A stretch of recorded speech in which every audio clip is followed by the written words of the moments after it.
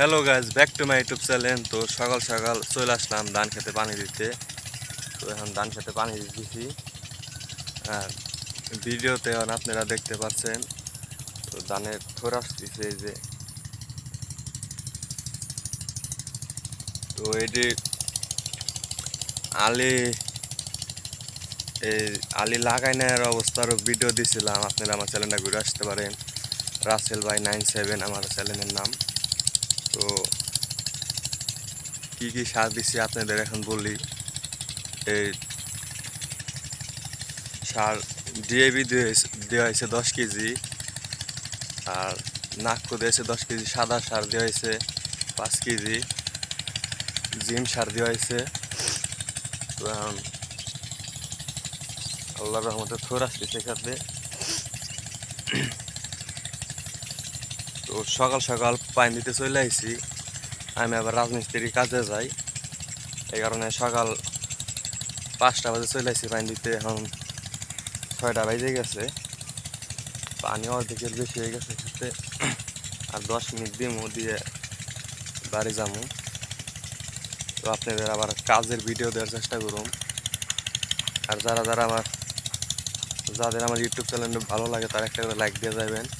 আর subscriber আমার 50 জন দরকার আসলো, তো আপনাদের 60 জন হয়ে গেছে, 60 জন সাবস্ক্রাইবার। তো প্রচুর রোদ উঠতেছে, তাপ সকাল সকালই তাপ লাগতেছে, প্রচুর রোদ। সকাল সকালে গাইমে গেতেছি, কাজে গেলে গাইমে ছেড়ে নাই ওটি। তো এই অনেকজনই আছেন আমার,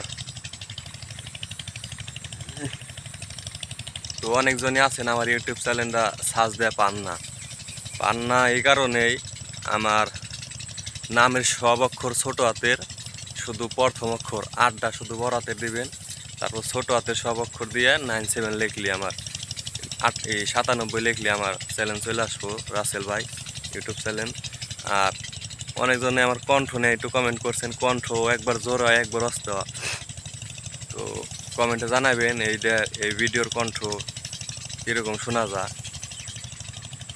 এই যে তো আজকে 1 তারিখ, ঈদের 30 দিন হয় না, 25 দিন মনে হয়েছে। ঈদের 25 দিন পার হয়ে গেছে। 1 তারিখ, আজকে 1 তারিখে ভিডিও দিতেছি। এই ধানে দেখেন থরে এসে বসছে সব খেতে, চককে চক থরে বেরিয়ে গেছে। এই যে তো পানি দিতেছি।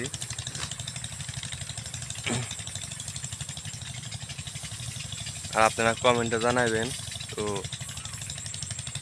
কেউ প্রশ্ন জানা থাকলে ধান খেতে কি সার দিতে হয়। এই ধান খেতে দেখতে পাচ্ছেন পাতায় অনেক পোক হয়েছিল, তো বিষ দিছি। বিষের নাম থিওবিট বিষ, পোকের বিষ দেওয়া হয়েছিল খেতে। তো এখন ইনশাল্লাহ পোক সব চলে গেছে। এই যে পাতা আবার সুন্দর গজাইতেছে, এই যে দেখতে পাচ্ছেন। বীজ দেওয়ার কারণে সুন্দর পাতা দিচ্ছে, পোক নাই। তো থোর ব্যাগটি বাইরে গেলে আবার বীজ দিতে হইব।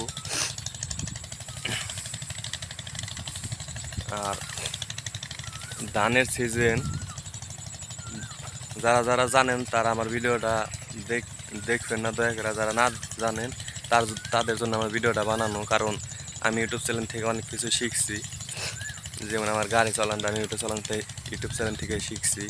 আরটিআর অ্যাপ আছে, আরটিআর গাড়ি। তো আমি মাথায় আমার বুদ্ধি হলো যে আমি কিছু মানুষদের শিখাই যারা না পারে।